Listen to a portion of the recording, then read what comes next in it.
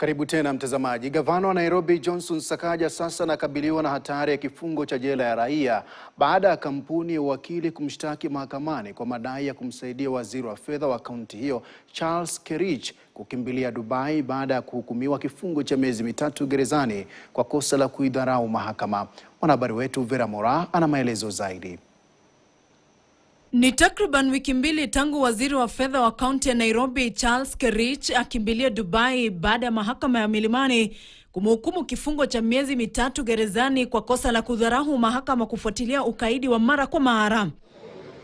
Na sasa kumefuchiliwa siri mpya. Gavana wa Nairobi Johnson Sakaja anakabiliwa na uwezekano wa kifungo cha jela ya kiraia baada ya kampuni ya uwakili Kwengu & Company Advocate kumshtaki mahakamani kwa madai ya kupanga safari ya Kerich hadi Dubai siku chache baada ya kuhukumiwa kifungo cha miezi 3.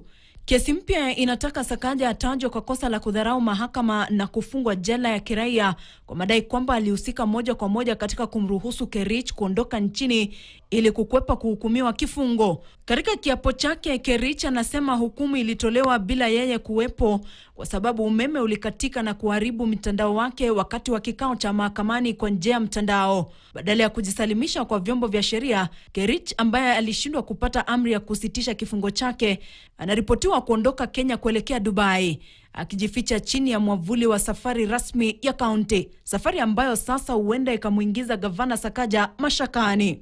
Maombi hayo pia yanataka vyombo vya usalama ikiwemo Inspector Generali wa polisi, mkuu wa DCI na mkurugenzi wa huduma ya uhamiaji kumkamata Kerich na kumfikisha mahakamani.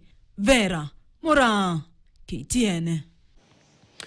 Kwingineko, mfumo wa kutoza faini wa hapo kwa hapo wamiliki wa magari kwa makosa madogo ya